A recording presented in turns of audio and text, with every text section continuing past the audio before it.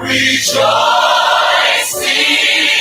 rise high as the listening sky. Let it resound. Let it resound. Loud as the rolling sea. I like this part right here. Come on. Sing a song full of the faith that the dark past has taught us.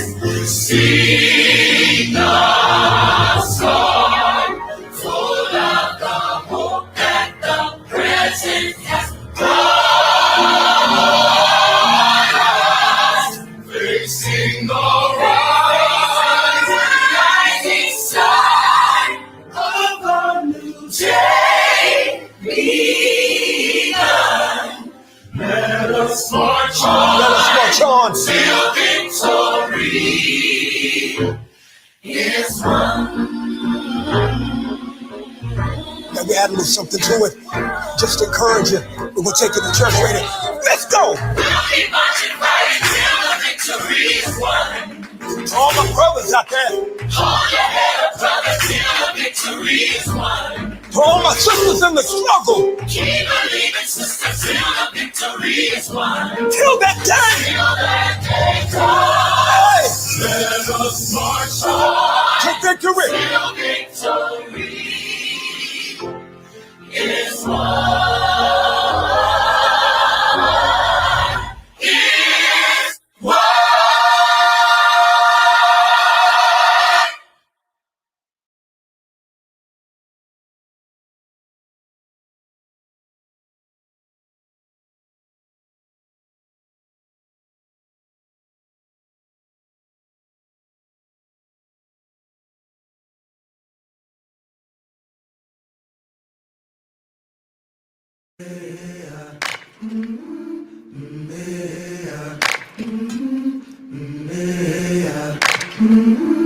I've been walking with my face turned to the sun.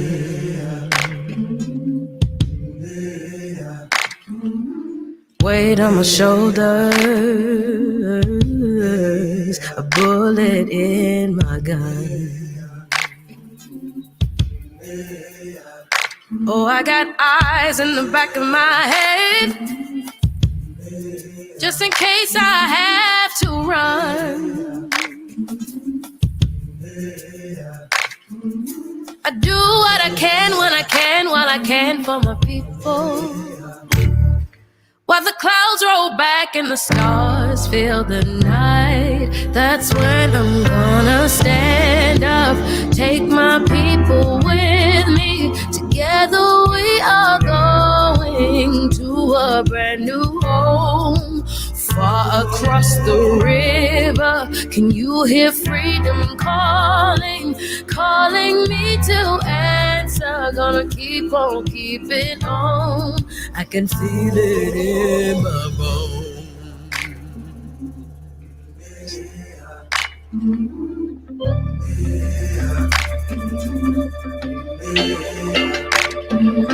Early in the morning,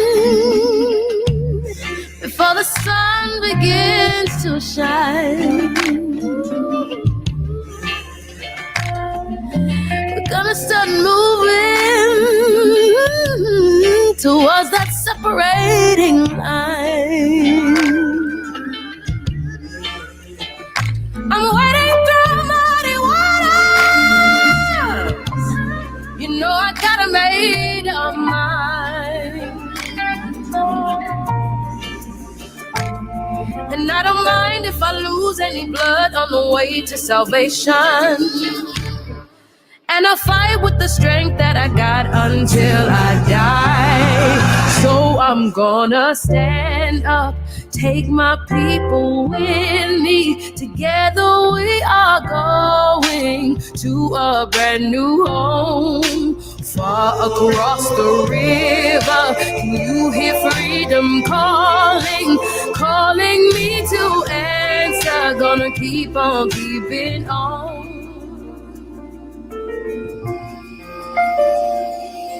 And I know what's around the bend might be hard to face 'cause I'm alone. And I just might fail, but Lord knows I'll try. Just as fill up the sky.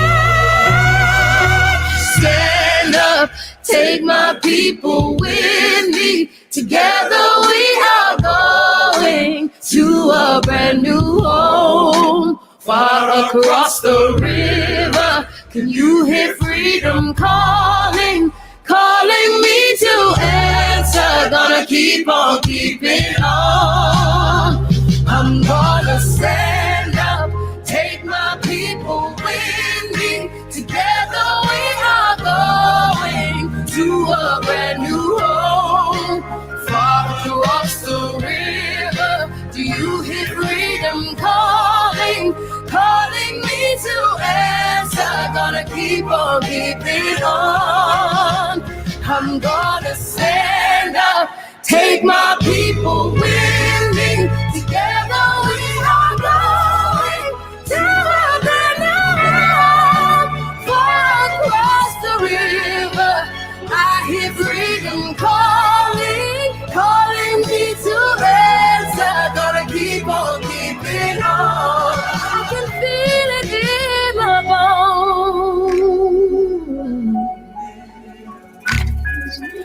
I go to prepare a place for you. I go to prepare a place for you. I go to prepare a place for you. I go to prepare a place for you.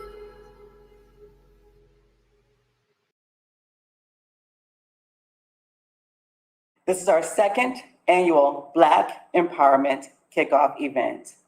Last year, we did a brunch to celebrate Blackness in our culture. This year, we are doing an ongoing celebration year-round. Each month, we will be identifying different issues that people of color go through, and we will dissect them and have lots of discussions about them. So, my name is Kyla Emmons. I am the Trans Services Program Coordinator for Metro Inclusive Health, and it gives me great pleasure to be here with you all today. We're going to go ahead and have our panel discussion, and I welcome you to sit back and enjoy today's event. We have a lot of exciting conversations, but I do want to warn you, some of which may be disheartening and cause a little bit of heartache. So if you have to take a moment, please take care of yourself and do so. Welcome to this year's kickoff event.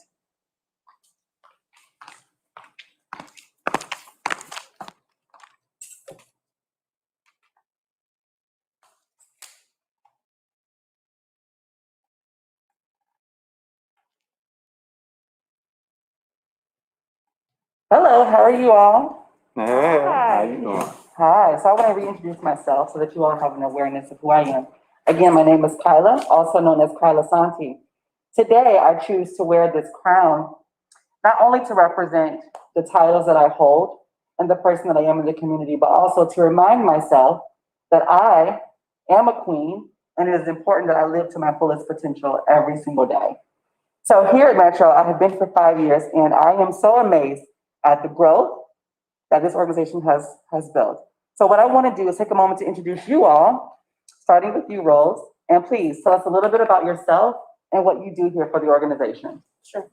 Well, thank you for inviting me tonight. My name is Rose Hornado. I am a linkage and testing specialist under Project Care, which is a program under the Behavioral Health Department here at Metro. My pronouns are she, her, they, and them. And although I've only been with Metro a couple of years, I feel like I've been a family for several years because we participated together in Smart Ride for many, many years now. So it's just like a second home to me here. Perfect. Thank you, Rose. And next we have Tiffany Gray. Hello, good evening, everyone. My name is Tiffany Gray. I am the Linkage Program Manager here at Metro Inclusive Health. I've been here for 5.5 years. Time just flies. But what brought me here to Metro is, what our meaning is. We're not only here to help those who are HIV positive, but to link those who don't know anything about services in the community altogether. So by stepping in, for one as a case manager, for two with prevention, and now with linkage, I really enjoy and I'm able to see the full circle of what Metro has to offer. And so I really wanted to provide my insight of what I can tell the community about what we've been doing and how we're going to move forward with it. Absolutely. Thank you. Miles? Miles. I'm a program coordinator here at Metro. I've been with the organization for about almost 5 years. And just to kind of put it out there, I've actually been with the organization beforehand. So it's been a cool experience being a part of both phases of the organization. Mm-hmm. Absolutely. So today we are going to be challenged with having very difficult conversation. And I want to ask, this is not on this list of questions, but how difficult was it for you to prepare for this? Anybody can go. Did you have any reservations about coming? Did you have any concerns about things that you might say and how to say it? If I can go. Yes. There's a part of me that definitely wanted to be a part of this conversation. Knowing what I do know about the struggles of being African American and, the opportunities that, are there, aren't there, and what you have to do to, get into certain spaces. I felt, a need to be a part of this conversation. But knowing what you know also comes with another side of it has a little bit of fear and reluctancy. Sometimes, individuals hearing the truth or hearing your truth is not palatable and it's not always, best received, and many don't understand it. But the only thing that you can do is, put yourself out there, and speak from your heart and say, what needs to be said. So, absolutely. But a little reluctancy, but I felt as though this was something that was. Anybody else? I did have some reluctancy in participating as a whole, but also with my family and friends knowing who I am, it wouldn't be me if I didn't say something. Absolutely. And so, because you're Black. Because I'm Black, because I'm Black, but also because I'm Tiffany Gray. So with that being said, I want to thank Metro for affording us the opportunity to even put this out there. It was a long way coming, but I feel like with the current climate, something had to be done and something had to be said, not just saying we stand for you. Yes. So I'm glad that we were able to take a stance on how we are going to impact our clients, impact our staff, and impact the community. So once I realized the real purpose behind it, that reluctance went away. Yeah, I like that. Well, honestly, I didn't really have too much hesitancy. I've been excited about fighter. I've really been excited about this even since last year when we first kicked off. Wow. Last year was our Virgin Voyage, and it was an amazing event. And I love the fact that we are expanding it to a whole series this year. And so, and there's a bigger committee working together. It's all staff of color, which just makes my heart really happy. And being able to address so many different issues every single month. I love that it's not a one and done this year, that we are actually spending a good amount of time on each topic every month. And hopefully that will keep the community engaged, get some new folks, to learn more about our services here. Exactly. Because there's a wealth of services in this agency that, just going out sporadically into the community here in St. Petersburg, or even in the Tampa Bay area, where a lot of folks still don't know, what we have to offer. So being able to be out there, we're finally kind of loosening the reins a bit and being able to go out and do outreach a little bit more so, and taking all precautions necessary, but just really, really relieved and happy and thankful to be able to do this. Absolutely. I do have a few questions for you all. How has being Black impacted your life, good and bad? And I definitely want us to mention the good and the bad. Anybody can take this out. Well, I thought about this a lot today, and I honestly didn't really have much of an identity early in life. I was born into a Puerto Rican family, and unfortunately, too much of our Latin culture don't really even address our race. It's rich in heritage, but we kind of almost ignore the race part. And so I really didn't learn too much about my history until I was in college. And I had a mentor who kind of encouraged me and challenged me to dig deep. That's when I started finding out about the island of Borinquen and the indigenous people who were there, and the fact that there were Africans brought to the island. And I started understanding that my lineage is very diverse, and I do have African blood in me. And I'm very, very proud to embrace that. Yeah. And so that in itself opened doors for me. And it's made me a lot more confident and comfortable with myself. And, the journey continues. Absolutely. And we're here today. Miles, how about you? For me, it's definitely good and bad. Yes. The one thing about it is that, weirdly enough, growing up, I really didn't feel or understand what my Blackness meant. I didn't fully understand it.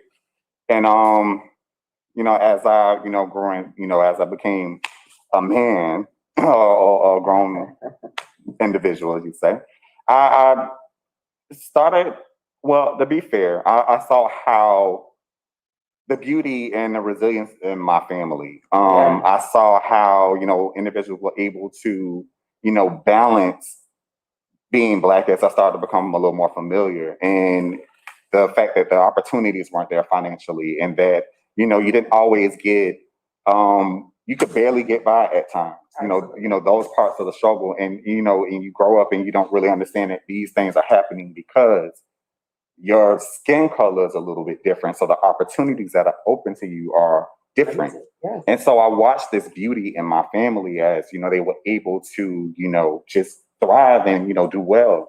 And so the harder parts to it, was definitely looking at the other side of it, to where there are certain ideals that, we've, held on to, and where those ideals come from as it pertains to orientation, sexuality, and stuff like that. So, but, overall, the experience of being a Black person and, enduring all those trials, carrying all of that, on your back, like your skin is different, and it's a beautiful thing. And so different as far as being tough, not different as in color, but different as in what you're able to endure.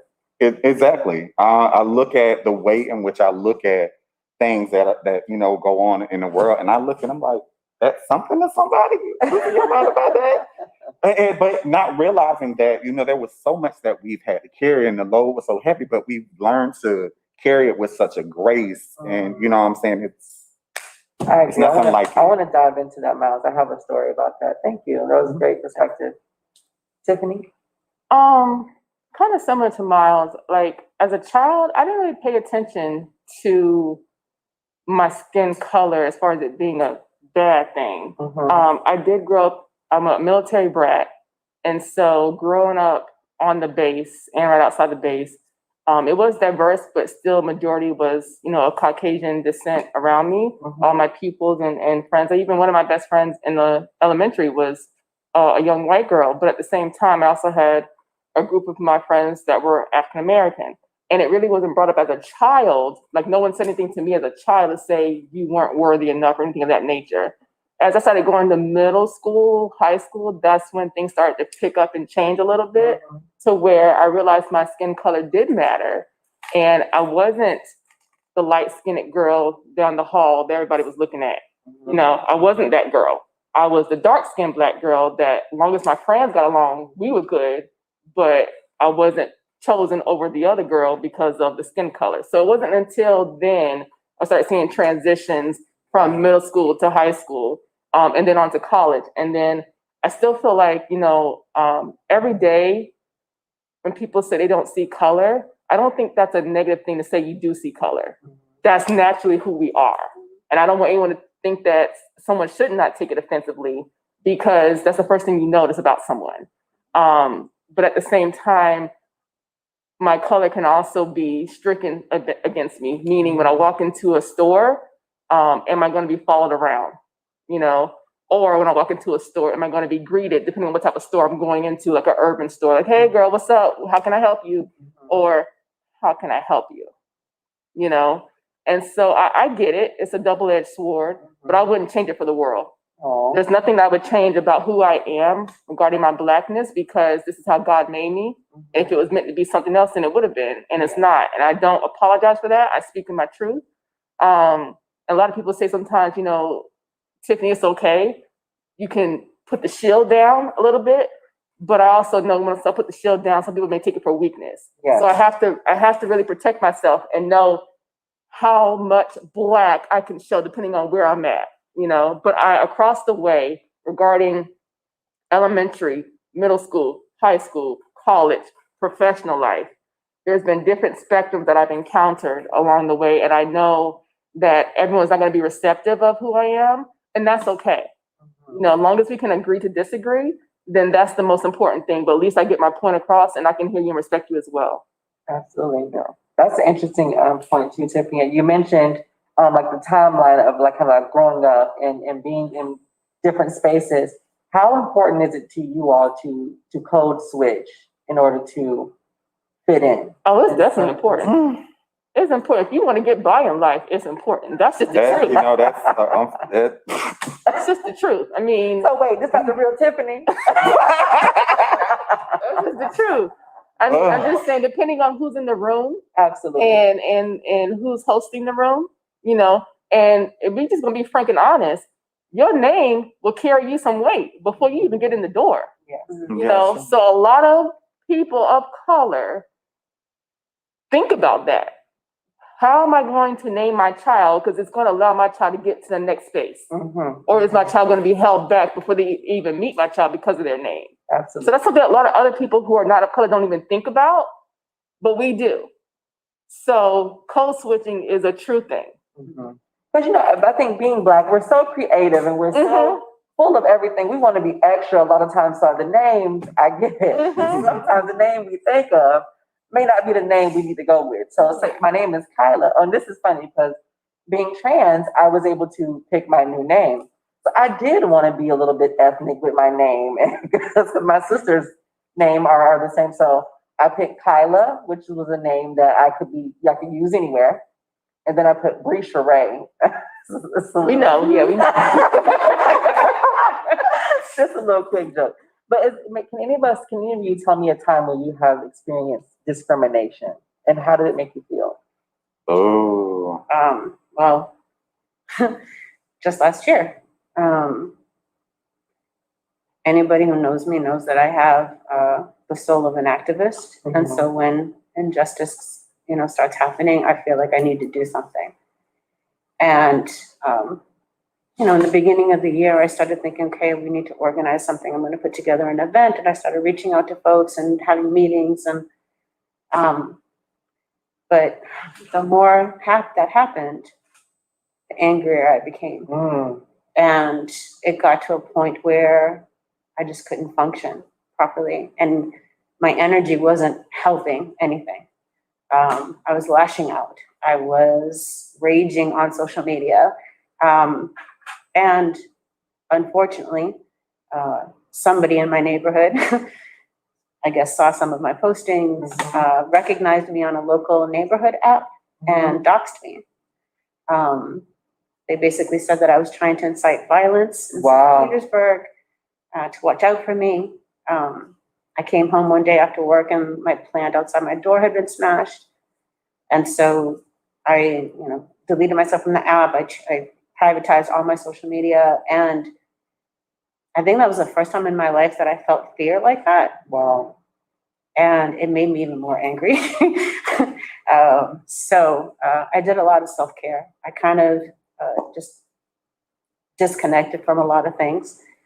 Focused on taking care of myself, went into some therapy, did some meditation, and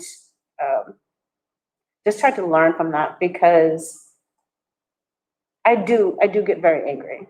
And I don't know about code switching, honestly. I think I used to care about that, in all honesty, but I'm 55 years old. I had time for that. I don't have time. I'm just gonna say what I need to say. And I can be very diplomatic about it, but I'm gonna be direct. And I've had to learn how to balance that, Yeah. you know, this past year to keep myself safe. I live alone, Yes. you know, and all I have is my two little pit bulls, you know, so. You got plenty of protection. Well, they're good, but it's just, you know, it's still the fact that it was an eye-opening experience, that it came that close to home. I actually even had to move because That's the thing, your didn't stay. intent was good. You wanted to do good things, and it would Mhm. just kind of turn to something. It was a very impactful life lesson, and so learning how to channel my energy in a better way in 2021. Yes, new year, new me. Anybody else want to talk about their experience with discrimination? Ooh. Well, Go ahead. since we're talking about code switching, I learned fairly early on about the significance of code switching, and understanding that it's a thing and it's something that we have to do. And I pretty much being young, working, I kind of stuck and got my first job at like 16. My mom went with it, but either way, I had my own job. Yes. Working around money, I was a cashier. And so that experience kind of led me up to an opportunity to where I went to switch lanes. So I went to a check cashing place. Mm-hmm. And so went there, and they thought enough of my experience at the time to make me a shift manager. So it wasn't just that I was coming in and just doing the simple cashiering, but I'll be making schedules and all that other stuff and yada, yada, yada. And so the schedule was weird to me, and I was like, okay, you know what? Well, I have all this experience, and I came here and I became a shift manager. So hey, why don't I take this experience to a bank? Yes. Sounds nice. Time on that. So yeah, so the interview process. So going into these interviews, my little, 19-year-old little black young self going into the interviews, and I'm thinking that I'm doing well for the most part. And it was this one particular interview I will never forget. I went into the interview, and everything was going all right. And they asked me a question like, "What would I do if an event, there was a robbery and someone had someone at gunpoint, that type of stuff." So, I was like, well, I do understand that the one thing you don't want to do is like, you don't want to nut up and then like that or whatever. And so I could look at their face and they were looking like, okay. And so she was like, when you say nut up, what do you mean? And I was like, Oh, like become like easily like confused and not willing to this nervously just stop, anything of that sort. Like I tried to kind of like explain what I was saying to her, and she was like, and so it just kind of went like that. I didn't get the job. But the insanity was, and even then, like I don't think it really set in until I went to like a whole nother bank. They didn't call me back. So I went to another bank. Everything goes well. I'm doing well on the test and all this other stuff. So looking good, kid, looking good. And then I remember, and I'm not lying about this in any way. I was the only Black person in this training group or whatever that it was. And I was the only, I'm a Black male. I'm the only one in here. And at the time I had just got a tattoo on my neck. Somebody didn't give me the memo that as a Black man, you shouldn't do that. So here it is, they think they probably got a gangbanger sitting here trying to come in and be, work for a bank. And I remember they pulled me aside and they had this woman who was like this really higher up person of the bank come in. And it's almost like no, don't judge. It almost felt like Cruella LaVille, like coming in with her fur coat, petting her fur cat or something. Very devil. It just very devil, yes. And so she's like looking at me and she's like, so tell me a little bit about yourself. So I'm telling her, where I'm from and all this other stuff. Okay. I think I'm gonna give you a chance. Oh. And at the time, I'm like, oh my gosh, she's giving me a chance. Oh, great, this is a great thing. But honestly, and to be very truthful, I was one of the best in the whole training seminar that we were doing, and we talking about our scores, people talking about what they did. And I'm like, oh no, that's easy. That's da, da, da, da, da. And I had to be given a chance. Mm-hmm. And it was tough because I had, I'm working at this bank because I did get the job, clap, clap. And so, I'm working at this place or what have you. And I don't think I still understood how much my blackness played into. I couldn't, like, where one person could do something, it would come down 10 times harder on me. And I'm like, well, I did the same thing that, Susan did over here. What's this what about me?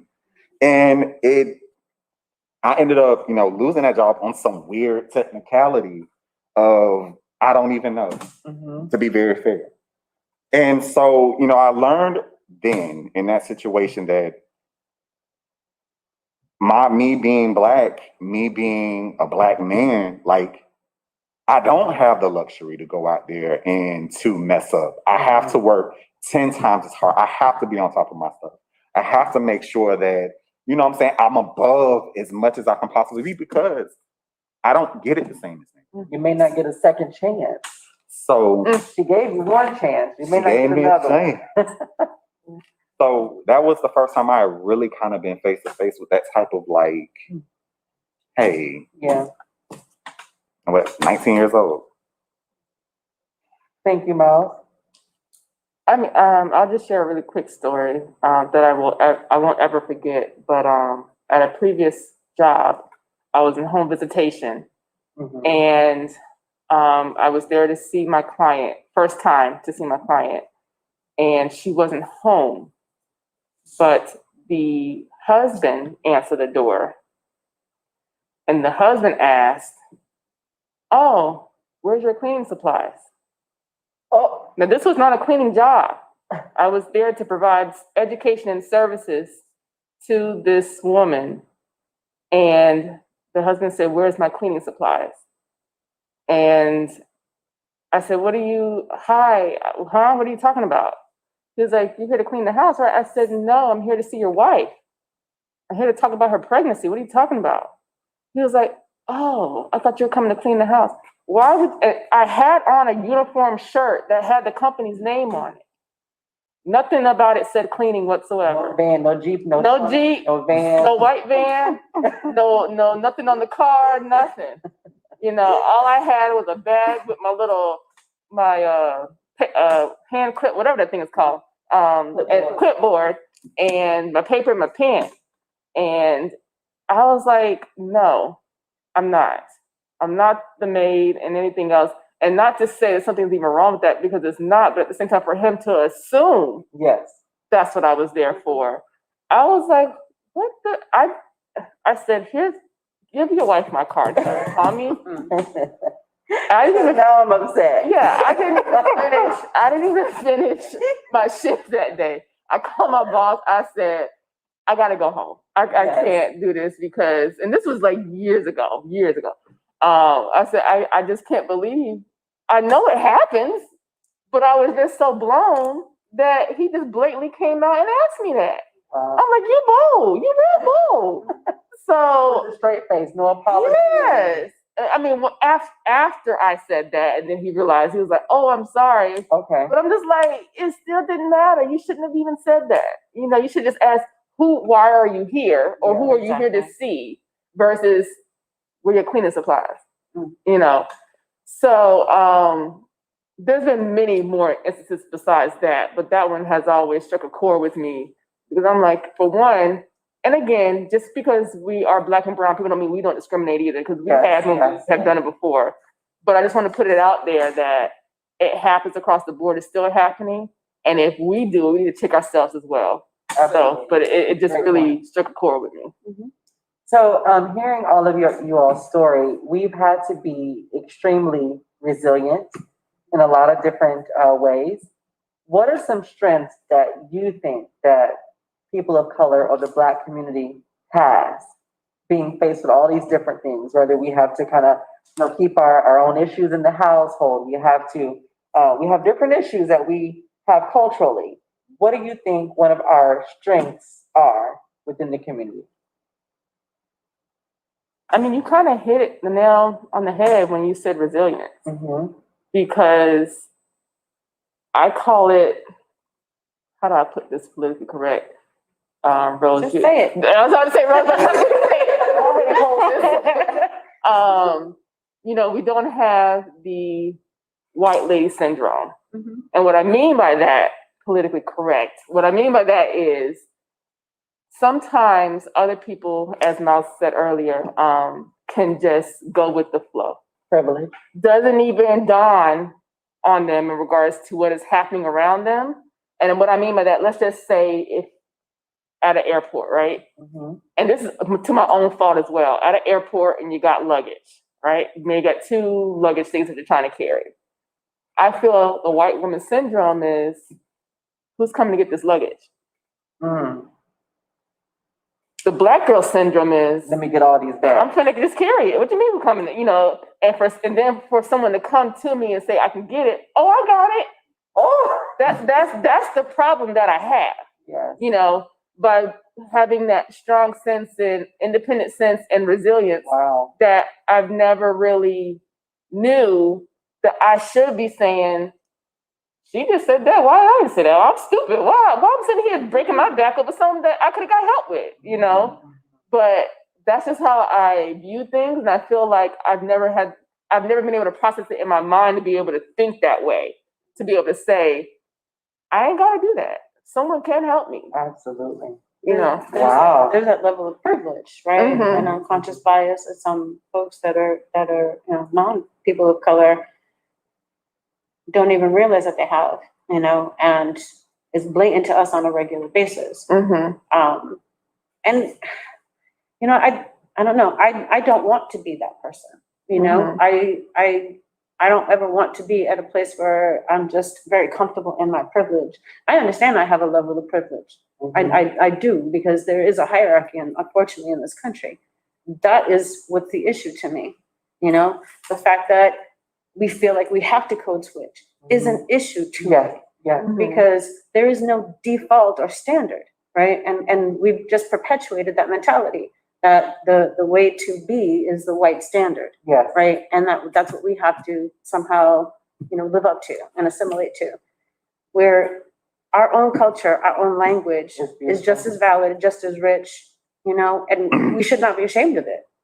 You know, you and I had a conversation just last year in regards to some of the things that was happening, and you shared that you just felt like you couldn't get angry, right? No, yeah. And I told you, you have every right to be angry and to feel that anger, and don't suppress it because of the stereotypical, oh, angry Black man. I couldn't care less what people think, you know, of me, because that's not the issue. That's a diversion, right? That's gaslighting. We're going to focus at what the issue at hand is, and that it's not equitable across the board for all races. Rose, do you think that is that something that you just came to realize? Because there is an age gap, whereas Miles could be in his 30s, and then you being a 55-year-old woman, that could play a huge part in how you feel. Because even for myself, I have learned through my work experience, Kyla, if something upsets you, because you already speak from a passionate place, you can't afford to be upset at work. Well, you have to keep calm. I can tell you honestly, no. Because my very first experience was at the age of 27, working under a grant-funded program that the money was funneled through the city of the city of Brockton, right? So it was city council that oversaw it, and every year we were expected to go before the board and report on our progress, right? So they could approve the funding for the following year. Yes. There was one particular city council person that hated us, absolutely hated us. We did tobacco education and cessation with adults, and he felt that it was a waste of money. The money needed to go to the police department, money to go to fire department. And I would go out of my way, because I was the outreach coordinator, to invite all city officials, because they were our quote unquote boss, to every event that we did. We had all of our information in our office. Not once did he ever bother coming in, but he would rail us every time we had to go in front of him. I was sick of it. So one year I told him, I don't like the tone you're taking with me. And this is a full city council board meeting. You're 27. And I'm 27. And he immediately got his chest puffed up. You know, he's a white Irish man up in Massachusetts. You know, they kind of run the central part of that state. So he was like, who is this little girl? Yeah. You know, no, child, no. As much as you understand, I understand that you're my boss right now, but I'm also a citizen of this city and I pay my taxes. So you work for me as well.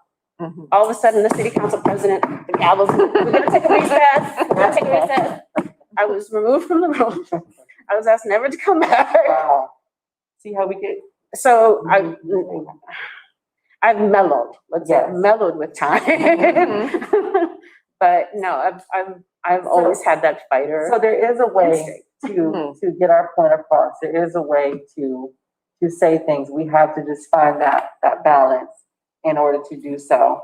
I find it very, very hard to see. That's why I feel like the code switching part is very important, because while I'm here, while I'm at any workspace, I wear this crown. I have many different jobs, and I've tried to create a lifestyle of helping other people, so that when I come here, I'm not faking. I'm still a bit of a code switch though, because I'm not as nice at home. I can tell you that. I smile all day here because it's an effort for me to do so. But the main goal is for me to help and still be who I am. So I just want to, like, any closing remarks. We will wrap up like around the next maybe 15 minutes. But I want to see if any of you have any last thoughts or anything that you wanted to share that's important to you. Maybe even touch on like your intersectionalities in terms of how you live and how you govern yourselves. Anything, any last remarks? It's a hard one. If we want to talk about just the conversations that we are looking to have by way of this process, like, they are so necessary and they are so vital. We don't have these conversations enough. And there are some conversations that we're having that definitely within our community that need to be normalized. Yes. We need to be able to freely talk about sexuality and orientation, and it not be this thing that destroys families and, you know, separate loved ones from one another. Like, there needs to be something else. We need to be, stigma. yes, we have to be bigger and greater than that. And I think that comes with understanding and education. Yes. Even as, and when we roll over to, you know, behavioral health and, you know, mental health and, you know, those type of, you know, concerns or whatever, what have you, having a conversation about that, normalizing conversations about it, and not shaming people for wanting to seek help and, you know, get guidance. Like, it's important that we have this conversation. Absolutely. I'm so honored to be a part of this whole discussion. And so, yeah, this is important to me. That is why it's important to me. We need this. We have to have this conversation. Absolutely. Very well said. Anybody else? I mean, again, echoing off of what Miles is saying, I am honored to be here, but I'm even more pleased that the platform was provided. Yes. Because, again, I've been here for 5.5 years, and I think Metro has definitely taken a step in the right direction to be able to say, what are we missing? What are we doing wrong? How can we fix it? How can we be a part of the movement? And this is just the icebreaker. Yes. Last year was a great, our last year's event, Black and Empower, was a great event. Yes. And it got a lot of rave reviews. People were really in awe of what we did. But again, I'm glad that we took it a different direction, because it wasn't enough last year. Yes. And so we can talk about things all day. Y'all probably heard me say this time and time again during the meetings. I don't care. But you know, talk gets the plans done, but now it's time to execute those plans. Yeah, right. So I'm really grateful for where we're going, but also it lets people know that we hear you. You know, it's not just what Metro is doing. Hopefully people don't still continue to think of us as the phone company, as Metropolitan Ministries, that we're Metro, our own identity. Yes, we're Metro Inclusive Health, and Metro Inclusive Health is doing X, Y, and Z. Yeah, you know, right. Metro Phone Company ain't doing this. Yes. Okay, Metropolitan Ministry's got a whole other agenda, okay? So I'm really happy to see that we are taking a stance and gonna have some type of event towards Black and brown people each month Yes, to let people know we ain't forgot and we do hear you. yes. Can I just add on to what you said Yes. real quick? Because you touched on something, I'm sorry, Oh, go ahead. and it really wanted me to make this statement. And not only when individuals look at Metro Inclusive Health, it's Metro Inclusive Health. Understand that Metro is not just for white people. Metro is not just for gay people. Metro isn't just for, any specific type of person. It's for everyone. And I really would love to see, as with the work that we're doing, that changes, especially, where we hear individuals say that they don't feel like it's for them. Mhm. So thank you, Metro, for this opportunity. That was exactly what I was gonna say, because we are now finally walking that walk, right? And I'm so appreciative of having that platform, because we are actually investing in our community this way. Being able to flesh out every single topic every single month and spend a good earnest amount of time and having it open to the community so that they have a voice at the table as well, and it's received here, because I know, the executives here they're open and they're receptive to what can we do to change, what can we do to make things better, and I've heard this right from their mouths just recently. So I'm really thrilled about that, and I'm excited for the end of the month event that we're going to be having. So excited about that, because talking about social justice right at this time is so pertinent, and being able to flesh out things like the police brutality that's happening, the white supremacy that everyone is experiencing right now. We're going to talk about civil rights. We're going to talk about the school to pipeline issue of incarceration.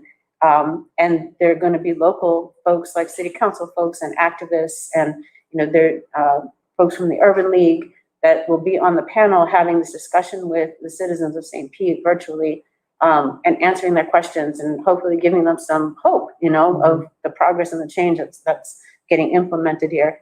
Yes. So that's just going to be the beginning of an amazing year for us. Absolutely.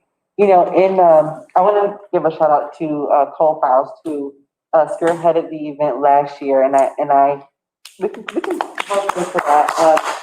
I definitely wanted to. I used to oftentimes say to myself, "Oh, thank you for giving me a chance," all the time. That was my line. So I really resonated with you, Miles, when you said that, because it wasn't until I went to a conference and I stood up to speak, and I thanked the speaker for giving me a chance to da-da-da. He was like, "I didn't give you a chance to do anything. Mm-hmm. This is your purpose. And the things that you have went through, your lived experience qualifies you to be here." So I want to leave you all with that too. As we walk through our purpose, no one has to give us a chance. We're actually assisting this organization. We're assisting our clients because we have lived through these experiences and we have gone through things that makes us valid enough to give this information. I want to end with one last question. What can someone do who is not a person of color do to assist or do to be in support? I don't want to say assist. What can they do to support people of color? For me, and I've vocalized this to the friends that I have that are white. Right now, it's not enough just to say, yes, I'm not racist. I need to see you proactive. I need to see that you're an actual ally, because I need to know that I'm safe, that you've got my back, that you're an actual ally, and that you're not just going to hide behind your privilege when it gets too hot. So right now, because of the current situations in this country and what we're trying to heal from, that's what I need from them. I need full transparency. I need them to acknowledge their privilege. I need them to humble themselves and maybe be silent and listen to what we need.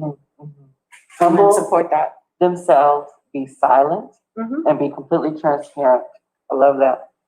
I was actually going to say the opposite regarding, no, because the reason, but not in a bad way. Opposite meaning I want them to ask questions. Yes. I don't want you to assume. So Yes. if I don't want you to be silent, and I don't want you to think I'm the token Black girl that's going to speak for the entire community, but I do want you to say, okay, well, let me know how you felt during that experience. Yes. Don't feel like you asking me a question is going to bother me Okay. or put me in a sour state or anything of that nature, because what you don't know makes you ignorant. Yes. You know? So I'd rather you become educated and talk to me or talk to any of us. And I promise we won't bite your head off. I promise we won't. It just don't say nothing negative. No, Thank you. that'd be a different story. But Let's say yes. that'd be a different story. I can't help you on the floor. So but yeah, I just wanted them to speak up. Use your privilege to advocate for me, because there's things that you are allotted that I would never have the same opportunity to be able to speak on or be present for, the way that somebody just views you without even knowing you. Yeah. So I think I was just coming from a place where I don't want them to say, continue to try to dictate what we need, type of thing, you know, that our voice needs to be heard first. mhm. Absolutely. So here I am, a little bit between the both of you. There are so many feelings that go into this, because, you know, the thing about it is that, I mean, there are so many answers that, Yes. you know, and there's so many things that'll work for so many individuals that fall into any pocket of thinking. But like I heard someone say, ask questions. Really sincerely take the opportunity to understand the person that is across from you. It's like, it's I'll use this whole situation. And sometimes it's not even about understanding. Maybe it's just about just loving in a person, or just having a thought, a kindness of a person, regardless to their race. When 9/11 happened, we didn't look at that situation and say, hey, oh, those Black people, oh, those white people, and we stood divided with this situation. We came together regardless to the identities and the race of the individuals that were, you know, killed in that particular, or harmed in that process. We came together.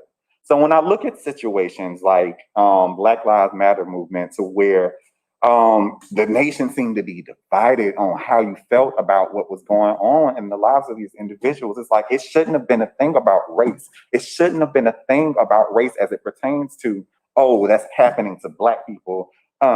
Well, that's them. No one should have to bury a 12-year-old for having a toy gun, or whatever that the reason may have been. As a parent, race should have had nothing to do with that equation. Your heart should have broke because that was a 12-year-old child. That was someone's child. And so, you know, just trying to just get to your humanity about what is going on. If that was your loved one, how would you feel? What would you do? What answers would you seek? What type of support would you want to have? Having that out of body type of questioning about everything. And if you do have a position to where you can raise awareness about what is going on in the life of African Americans, Black people, do that. But guess what? When you get to a certain point and you get your little notoriety and all the people are all over what you have to say, move aside and let someone with the lived experience tell the story. Please. It's not enough of us with that opportunity to be able to really have individuals understand what it is to be in this country and to be a Black and brown person, and not have the same experiences and opportunities laid out to you. So, like I said, there's so many different things an individual can do. But definitely, you know, try your best to be understanding. Just try your best to be a human being about this whole circumstance. And just allow us to truly tell our story, and just hear and just listen. Absolutely. I want to thank you all so much. I've had so many great experiences here with Metro, and I think the biggest thing, me and my former supervisor, we had many conversations, and it was very shocking when they left. But I think in my heart, I don't know this to be true, and he can maybe let me know later, but in my heart, I felt like he got out of the way so that I could progress. As he was leaving, that's exactly what he shared with me, that he really wanted me to consider moving up, really take it. If they give me the position, really take it. And I didn't understand privilege until it was told to me that other people had more privilege than I did. And I think sometimes you do have to get out of the way so that other people can shine as well. And I think opportunities for him could have been given anywhere. And I think that he knew that. And so given the opportunity to be in this position, I was extremely scared. I was extremely nervous about a bunch of different things, but it wasn't until starting to do this program, the Empower Black and Empowered program, to where I started to gain the momentum. And so as my supervisor left, it just put me in a whole other mindset. And I think that if we continue to encourage ourselves and continue to lean on one another, I think that our potential is endless. And I do want to thank you all for participating in the Black and Empowerment Committee. All of you are committee leaders. And over the course of the next few months, we will be experiencing, or we will be doing different events. So next up, we have Rose's event. Rose, if you want to give us a little bit of piece about what they can expect for our first official event of the month, of this month. It's February 24th. It will be the Black Social Justice event. It is on a Wednesday from 6 to 8. It's all virtual. It's a 2-hour event. The first hour, we're going to be viewing short clips and having small discussions around those clips. And it's all on the topics that I had discussed earlier in regards to white supremacy, police brutality, incarceration. They're going to be in small breakout rooms on the app and then come together as a larger group for the second half. The second half is going to be a panel discussion with the citizens and anybody who's registered. And the focus is going to be much more to the Tampa Bay area. So how those issues have impacted our area and what's being done to address them. Absolutely. And so we'll be doing events every month addressing the issues of Black mental Black mental health, health in general. We'll do the history of St. Pete and Tampa. We'll do many different events throughout the year. That's just a few to come.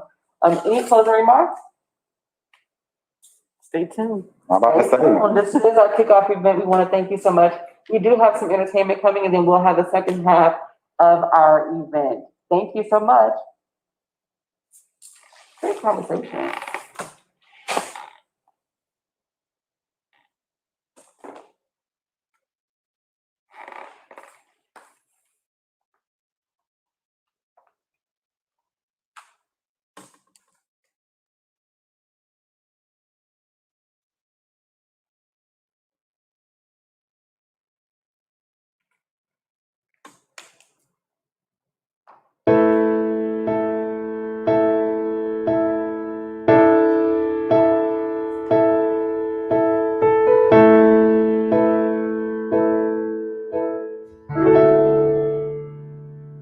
For all those times you stood by me, for all the truth that you made me see, for all the joy you brought to my life, for all the wrong that you made right, for every dream you made come true, for all the love I found in you, I'll be forever thankful, yeah. You're the one who held me up, never let me fall. You're the one who saw me through it all. You were my strength when I was weak. You were my voice when I couldn't speak. You were my eyes when I couldn't see. You saw the best there was in me, lifted me up when I couldn't reach. You gave me faith 'cause you believe I'm everything I am because you love me, oh God.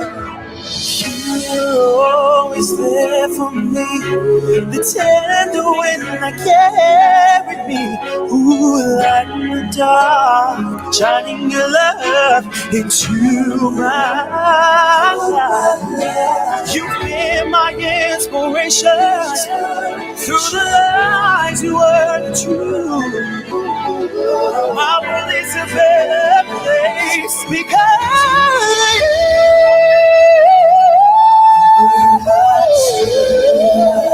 'cause you were my strength. So I couldn't speak. Saw the best there was in me, oh, lifted me up.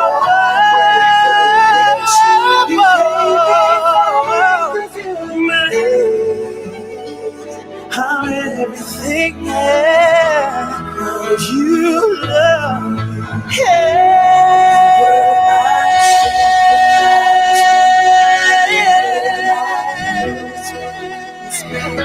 Mama, saw the best there was in me,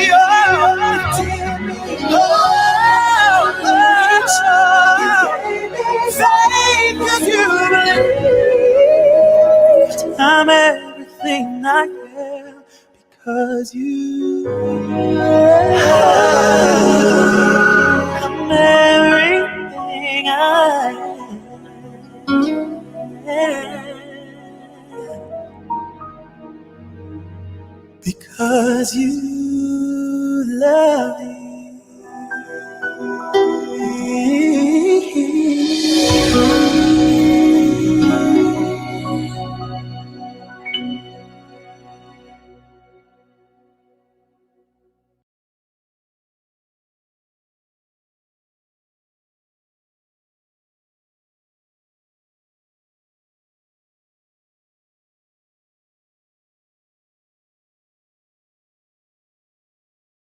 All of you may not know, but Isaiah actually is one of the, well, he is the first.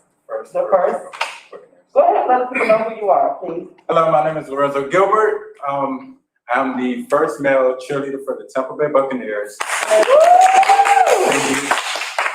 Last year was my first season with the Buccaneers. I'm now an alumni for the team. I still support and attend events when I can. History was made yesterday. I'm very grateful that we are the first team to actually house the Super Bowl and win, so history was made with that. Otherwise, I go by the name Isaiah Sanchez Hilton. I perform at local venues, clubs around the world. A little out of breath. Get back to the community. I am also Mr. North America 2020. I'll be relinquishing that title on 4th of July weekend on Independence Day. And it's pretty much me in a nutshell. Well, thank you so much. Thank you. Ladies and gentlemen. As we move forward in the program, I am very happy to have Isaiah Hilton, also known as, or better known as Lorenzo Gilbert, because these intersections that we do have in the community, we have to use them for the greater good. So everything that you do, even for myself, I do have a platform as a national pageant queen, and that has helped me to secure my job here because I was able to use that. I was able to say, I have a following and I'm a part of a community, and that is a community that I really want to save. And this next person is no stranger to saving their community. Please, I want you to sit back while we interview our next guest, and we're gonna have an amazing discussion around all these different issues.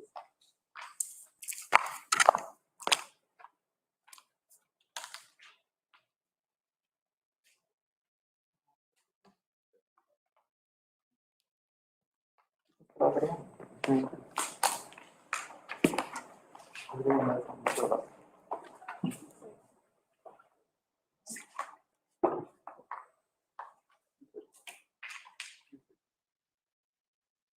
Thank you so much. Clyde, you can introduce yourself and tell us a little bit about your organization that you do have. I am J. Carl Devine, and I serve as Executive Director of Banyan Tree Project, which is an organization that deals with disenfranchised men throughout the Bay Area. So we do have a few questions for you. In terms of working with disenfranchised men, how has that experience been for you over the years? Starting out and then now where you are today? Some things don't change. When we started out, we were discriminated against, today we are discriminated against. It's a matter of who's in charge as to how they discriminate. But discrimination is still there. Absolutely. I'm gonna take a seat back here so that I'm a part of the discussion. And I'll just go ahead and introduce myself as well. My name is Kevin Clark. I am a prep navigator here at Metro and Show. Also on the committee for the Black and Empowered movement. So I'm here with us, Tyler, as well. I don't want to take up too much of your life. We're trying to do the social distancing here. Make sure. All right, so if I could just jump in real quick with a question, Kyla, for you, J. Paul. I did want to ask you, this is something that came from a friend of mine, actually. I wanted to ask, was there a specific moment in your life that you can kind of point to that would, that you can say that this was what started your activism, or maybe was it an individual person? Just kind of curious about that. When I was 14, I saw political action at my house. My aunt owned 2 liquor stores who raised me. And when the white evangelicals wanted to close all liquor sales in the city and county of DeSoto, that would affect our lives and lifestyle. I was introduced to getting people out to vote at the age of 14. That's very interesting. People off the boat, meaning slaves? People that were enslaved? Or when you say getting off the boat, what do you mean? Getting people out to vote. Oh, out to vote. Yeah. Okay, yes. Because it was about, they were voting to whether to keep the county dry or keep it wet so you could sell alcohol, or keep the county dry. Yes. You know, so that you wouldn't be able to sell alcohol. Absolutely. So I learned about that then. So I got introduced to you when I came in to speak to at the conference at the I want to say it right, the UGMA, the UGMA conference. Could you tell us a little bit about that and how that got started? In 1999, when AIDS was and HIV was really ravaging our communities and nobody was doing anything about it, we came together and created a Black Male Institute for the state of Florida. We wrote some grants. We got some monies to bring 150 people together. Black males, straight, gay, whatever. And we spent that weekend trying to rationalize and come up with solutions to problems. One of the issues that we have to deal with is that we have not been told the truth for 400 years. Wow. So we are dealing with a lot of lies and trying to correct the lies that the lies have told. So it gets to be difficult when you're trying to help people who don't know how to be helped. Yes. And it becomes real difficult when you don't know how to accept the help that is being given to you. And so that has been one of our challenges. Great point. Yes. Carl, you said you're trying to help a community that does not know how to be helped. We just had a discussion earlier where one presenter mentioned about carrying bags, where she called it like a white woman syndrome, where the white woman would just wait for someone to carry her bags. Black women have a sense of wanting to carry all the bags themselves because I can do it. So we've built that type of mentality based on those different structures that we've been faced with. I do want to ask, how has those lies affected how we receive our health care, like your perspective on that, and even moving forward from HIV treatment to now the vaccines needed for us to live? How do you think those lives have impacted us, and how do you think we can kind of overcome those obstacles? It takes one individual at a time to teach one individual at a time. It isn't going to happen overnight. Yes. Because we didn't get screwed up overnight. And so it takes time for us to learn ourselves who we are, what we're about, and how do I reach out and help somebody who don't want help. Okay?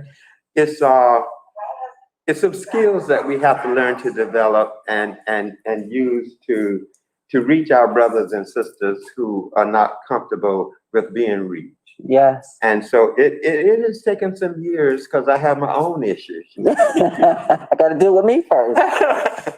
Yes, and that's exactly what I did. I'm a recovering alcoholic. I had I let the pain of this society send me in a direction that I should not have gone, but I'm glad I did because it has changed my whole perspective of life. You see, I've been in recovery for 33 years now. It has helped me to understand the pain that some of these people on the streets are having. It's so fortunate that I was able to get some help. A lot of these people don't know how to get help. Yes. You see, and so that's why we do the street outreach. We're here to help you, brother. Yeah. We're here to let us help you. And I think you said it very simple, but I think that's a huge part of my job too when I work with clients. I want to build that rapport and I want to be able to meet those clients where they are. Did you have something you want to add, Evan? I mean, you're making a lot of good points. Yes, just listening, just like 3 questions come up just here, but I could go through what I actually wrote down. And maybe you can kind of touch on some of the other things that you said. So I did want to ask you what you felt was the greatest hurdle that Black people that face. Well, excuse me, I'll just read it verbatim. What is the greatest hurdle Black people face in our effort to progress in America? Do you think it's, excuse me, maybe something more economic? Maybe just a solidarity that Black people could or could not have in our community? Is it maybe police brutality? Maybe on the health tip? Is that kind of just a question now? Well, what do you think our greatest hurdle is in our effort to move forward? Our greatest hurdle is ourselves. Ourselves? I live by one simple motto: beauty demands sacrifice. Okay. If you want to be beautiful in anything that you do, in your mind, you're gonna have to make some sacrifices. Black folks ain't willing to make all the sacrifices right now we need to make to take care of ourselves because we have been so screwed up by somebody who didn't want us to do well. And we bleed them. One of the things we have to do is to learn about ourselves from ourselves. You see, I teach African American history because when I started learning about history, I fell in love with me. wow. I do. So typically, like really, essentially, you've built a life based on your experiences. So I want to ask you this. I asked this question earlier today, but what is one of the greatest strengths that you think the Black community has? Faith. Wow. We have faith and we have hope. And we have had that since we have been on this continent. And that's what has sustained us since we have been here, our spiritual faith. Yes. See, people of color are connected to the earth. If you look at any group of people of color, they're connected to the earth. We are connected to the earth. We have let other stuff come in and all of that, but we're connected. We are spiritual people. And that has sustained us, and it will continue to sustain us. All I ask is that we just let us know there's hope. Yes. When it comes to that, I mean, we definitely have hope. I think that's been evident over our time in this country. I just kind of throw it out there that for me, that is, I'm not gonna say it's not a sufficient answer, but it's definitely frustrating because with hope, I mean, that's really almost all you have. That's not really a tool that you can use. It's one of the tools. But it is a tool that we have to use. In some ways, we have to stop. We start somewhere. When I go to AA, I get hope in the rooms of AA. When we're dealing with each other, we get hope. Yeah. From me helping you, you helping me. That's hope. That's something we can help somebody else. So, and then you said two great words because hope and faith go hand in hand. Yeah. So you have to have the hope to start, and then, but you got to also possess the faith to keep it going, to know that there's an answer to the problem. Yes, I hear you. You see. And when we use our ancestors, those who have gone on, ask them for our guidance, where we need to go. I don't go nowhere without asking my grandmama. Okay? We need to get back to what brought us through all this stuff. And we have gotten away from it. Okay? For all the Black people in here, do all of you know Lift Every Voice and Sing? Yes. That's where we start. That's what we started with today. From our beginning, you see. And that beginnings offers us hope. I am actually like really amazed, Carl. I have not had the pleasure of hearing you speak. And I thought of you for this because I saw you speak for the World AIDS Day video. And I thought you were so authentic, and I just wanted to have that introduced to this workshop. And so having you here, you have so much experience dealing with the start of HIV, dealing with discrimination, dealing with stigma, dealing with all these different things. What do you think when you hear young people today kind of complain about different things? What is some advice that you would give to those individuals? I know you mentioned we got to start with ourselves, but is there anything else that you would offer any young Black person watching today? If there's something going on that you think needs to be changed, change it. Don't sit in it. Of the change we've been waiting for. We have to make it happen. We can't expect somebody else to do it for us. We have to do it for ourselves. You see, if I see a gap in service, if I see something needs to be done and nobody's doing it, maybe that's what God is telling me to do. Fill that gap. And that's what I do. I like that. I got a couple of them like that. You actually just said something that made me. So I wrote this question down as I was writing. I was like, I don't know if this is coming off right, so I'm just going to read it verbatim. Whatever you pull from it, just go ahead with it. So I asked, how important is our collective memory with regard to us using that knowledge to fix the problems of the past? And do you have any suggestions on how Blacks can combat the negative notions that have been placed upon us? You can pull anything from that. And if I could just kind of say where the reasoning behind that question, I do a lot of reading. Some of y'all, my coworkers know I read a lot. Tons of books. I read a couple of novels recently where the main theme of it was kind of our memory. Specifically, it was a book called The Water Dancer by Ta-Nehisi Coates, and more recently, it's a book called The Prophets by Robert Jones Jr. I just finished, and a lot of that was dealing with just kind of using our memory, and the prophets was specifically kind of like talking to the ancestors of when you mentioned talking to your grandmother that came to mind. So yeah, do you think there is any how important is our collective memory with regards to us using that to move forward? I think it's very important because the people that went before us and died so that we can survive. They took the beatings. They took a lot of stuff so that we could be here, so that we can discuss that. But do we revere them for that? A lot of times we don't even mention our grandparents or the people who have gone on. One of the things that every Black organization should do before they do anything is do libation to those who have gone on before us. We should always call the names of those people who have died of AIDS and HIV, to bring their spirits with us, to help us to get to where we need to go. Yes, our collective memory is very important. And I'm going to give you, this is a paper I wrote. I'll read it all. You can have it, you read it. It's dealing with being a Black male, same gender loving Black male in America. Wow. I got one more question, if I can just. All right, so I wanted to ask you as well, what is one notion you've observed over the years that Blacks have about ourselves that you would just like to see go away forever? One belief that we have about ourselves.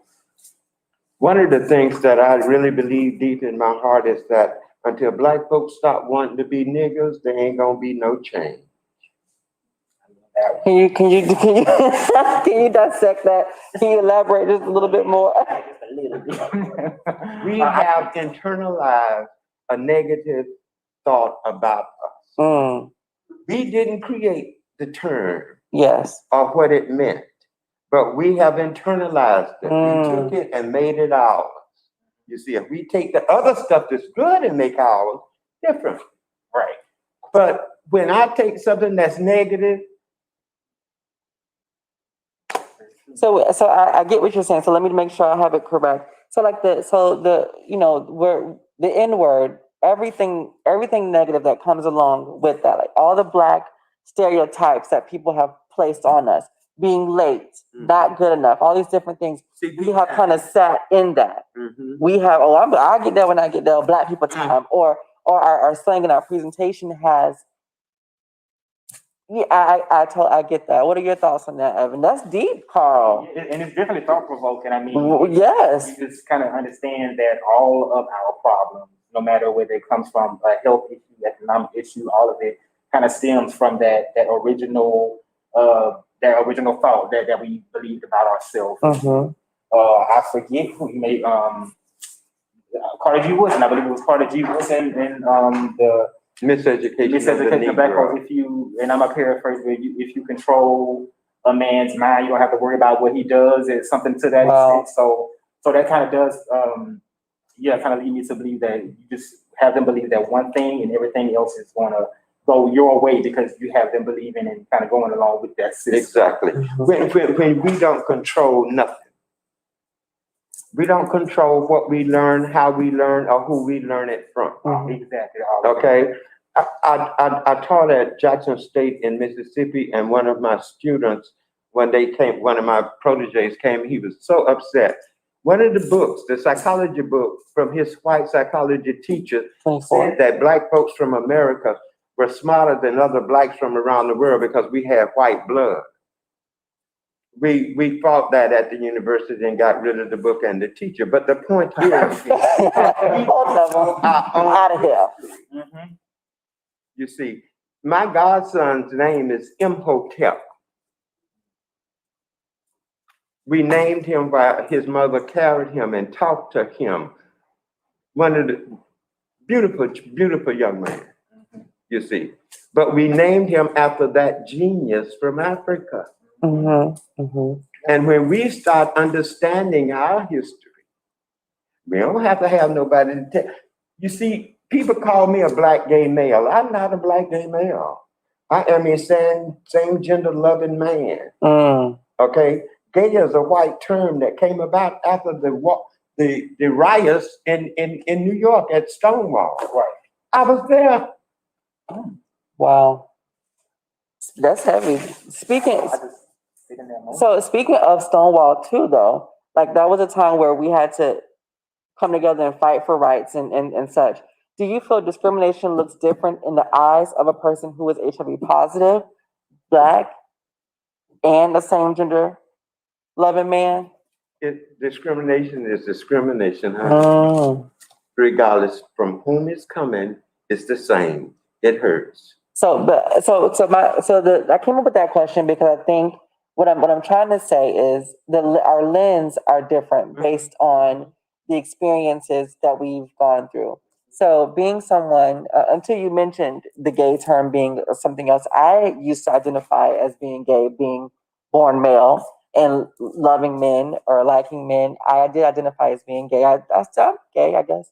And then even like being transgender, I think now my lens is a little bit different because I've experienced different forms of oppression. I've experienced discrimination being Black, a Black male. I've experienced discrimination being transgender, and then now to some people being seen as a Black woman. Discrimination, it hits a little bit different. So we have different forms of discrimination, but what I'm getting at is that there's different levels of oppression, and as that kind of builds, how does that leave us, or what effects does that have on us? And I feel like when you hit on it earlier, it's when you got into drinking and that led you down that road. Those are the effects that I'm thinking about. So your effects was alcohol, but there could be different effects for other people. It can be homeless. It can be all these different things. So how do we A collective of all of them. I agree. It's just you just one big ball of mess. And so I do want to take time. Do you feel like when dealing with all those different things, I don't know if you did, but do you feel like mental health is important, or our community seeing therapists is something that we should do more of? One of the interesting things that you mentioned about that is that when I went to therapy, I had to go to two different therapists. I had to go to a Black therapist to deal with the racism and all of that, and a white therapist to deal with the sexuality. black therapists were all straight black men. So they weren't going to deal with me with my sexual issues because that put them on front line, you see. I go to the white boy, I can't talk to him about the racial stuff because he's the cause of it. I'm having to deal with him about the sexual stuff. Right.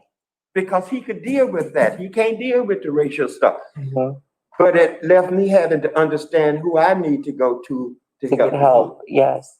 you see. And that help may not come from one person. And it does not have to come from Absolutely. one person. I like that. You go where you need to get your help. And when you're talking about the HIV, when you're talking about the race and all of that, different people will provide you help in different ways. Yes. You have to know that where you get it and use your gut. Yes. Use your human instinct. You know when something don't feel right. And if it don't feel right, it ain't right. One of the great things about your work, Carl, is that it's not just for one group of people. I realized very quickly at the last event that I performed at for you that yes, thank you, thank you for having me. Actually, You're world famous, honey. It's all around the world. I'll stand up and say this. One of the great things about it was after my performance, I walked around, Carl, and I was able to experience the community. There were little kids, there were families, and one of the parents, they said, I introduced myself to the young girls, and one of the girls didn't ask me my name, and the mother said, a Black woman, she said, "Did you ask this beautiful princess her name?" And Carl, I had never been introduced like that by another Black woman. And I felt very empowered. It felt very liberating. And I know that you have felt some of the same things. What is it that keeps you going and keep you fighting for not only same gender loving people, not only for Black people, but for everybody? My love of life, I guess. I really do enjoy it. It's crazy as it sounds and dangerous as it might be sometimes. But the joy of helping somebody just because you can. Yes. It's a high in itself. When you see the faces of people that you help, oh, child, that's there's nothing better than that. Yeah. And it took me forever trying to come off my high from that day. Yes. It was just so beautiful. It was. And you were a hit, honey. Them sure. They loved you. And you introduced me to that song. Girl, I played it all the time. I had not heard that before. It is very moving. It's very moving. But you know, it's funny you bring up the song because the song comes from, I opened today with it. The song comes from a Harriet Tubman movie. And one of the things I liked about that movie is she lived her life kind of what you were saying with faith, that hope and faith. She would listen to, God as she moved and navigated through, those spaces to help save people. And the work that we do is very much like that. I do want to ask you your thoughts because we do mention other communities, but we very rarely, as a Black community, mention Black trans folks. And with recent issues, I want to make sure that all through our series of events that we're putting on, that we bring up the issues that our trans community is facing. Because a lot of times we, and I'm saying we because I'm one step away, I can be meeting one person from, getting hurt myself. But we face these dangers far too often. Do you think there's something that can be done, or what message could be given to anyone or people who have issues or that deals with transphobia against trans individuals? That's one question. And then what can my brothers and sisters, my gay, same gender loving brothers and sisters do to help protect us?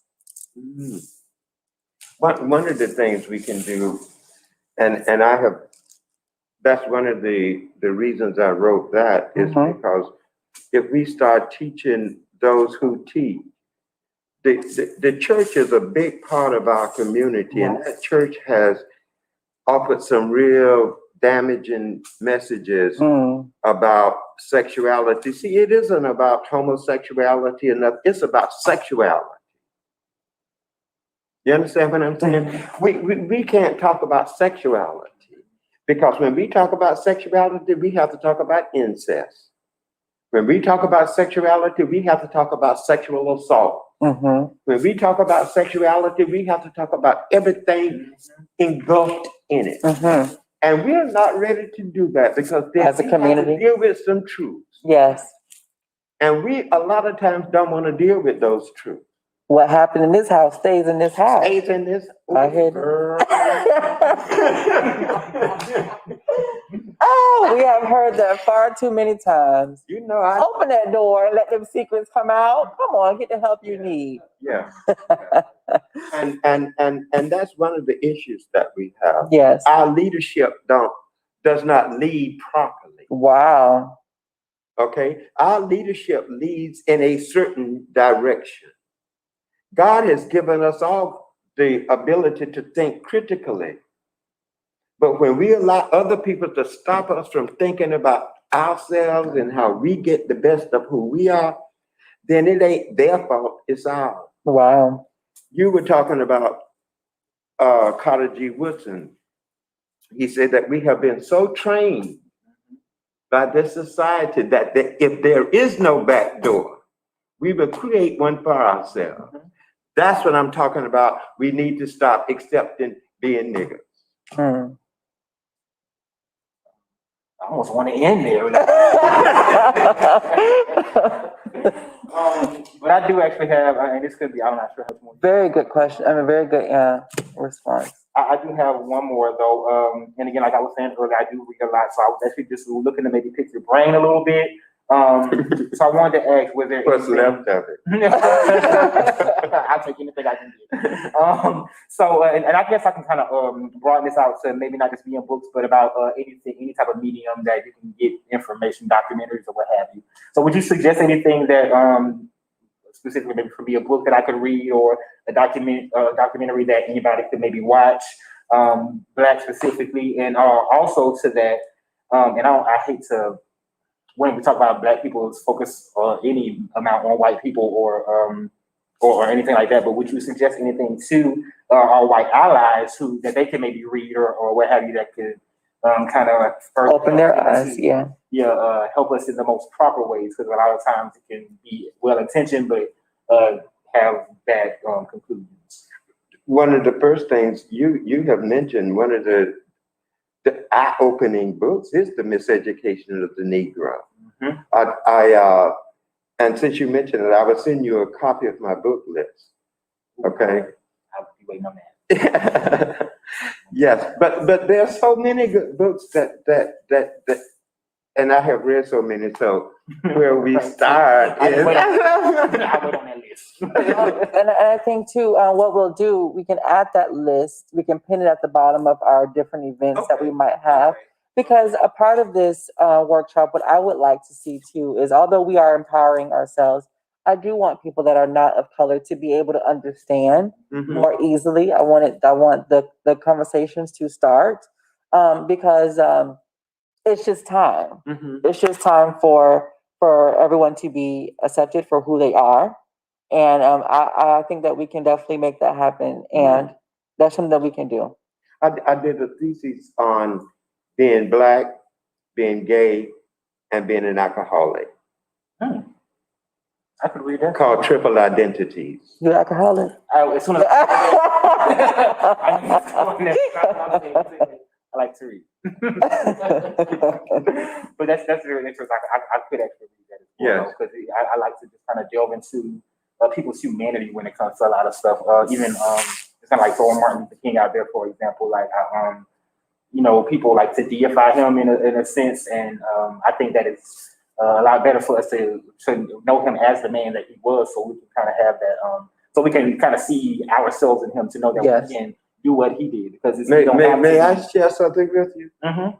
I went to jail with him in 1964. Really? I was a sophomore at Florida Memorial College in St. Augustine, Florida. I have been on this field, honey, fighting for civil rights and justice for a long time. It hasn't just come. And when my family found out that I was involved, my grandmama said she was sending a prayer for me, that them white folks wouldn't hurt me. Because we demonstrated at Woolworths and McCrory's. We sat down because they didn't want us using the lunch counters and the bathrooms. They poured acid on us in the pools at the hotels and stuff. So you see, when I hear these kids calling me names and stuff, I chuckle. Mm-hmm. Because I went through it so you can. Mm-hmm. Okay? Because your term is coming. Mm-hmm. Because as long as we have somebody other than ourselves in charge, we're going to have to fight. J. Carl, in a perfect world to you, what would equity look like? $15 an hour minimum.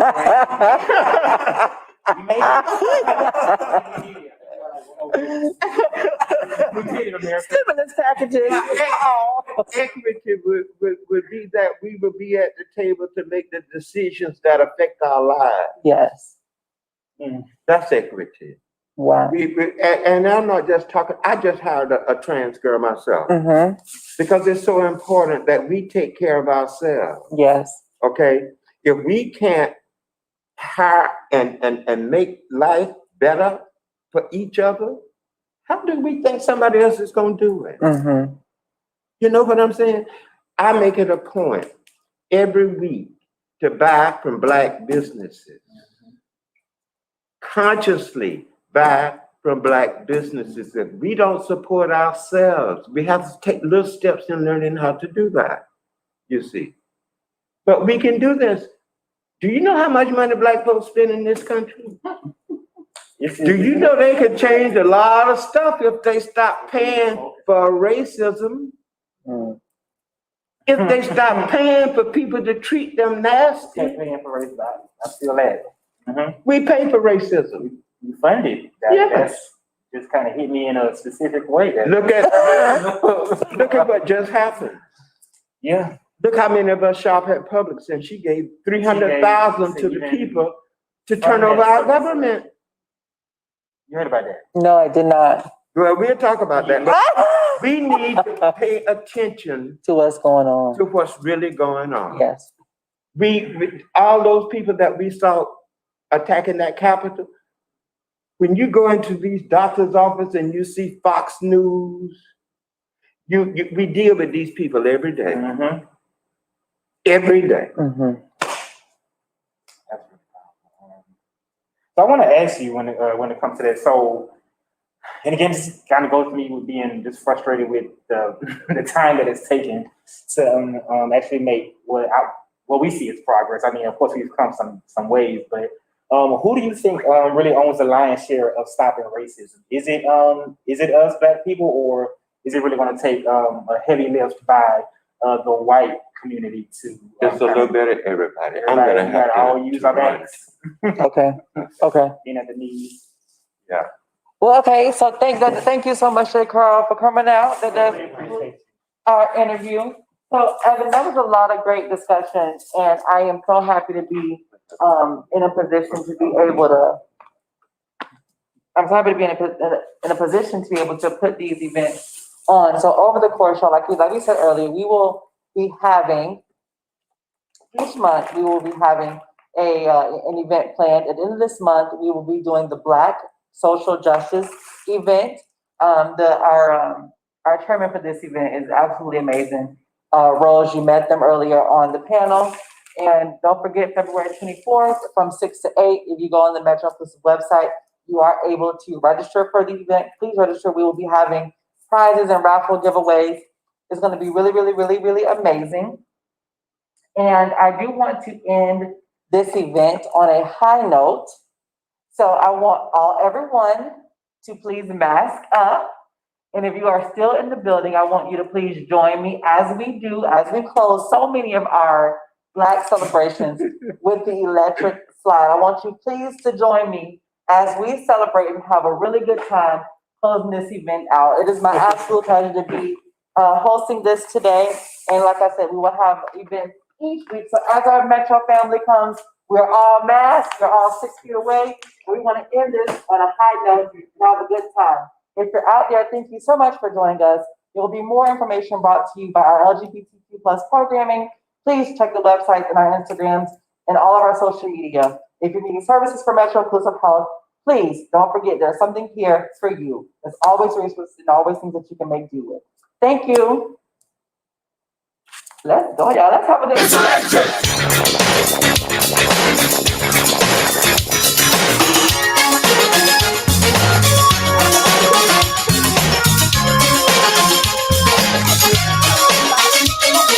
You can't see it, it's electric.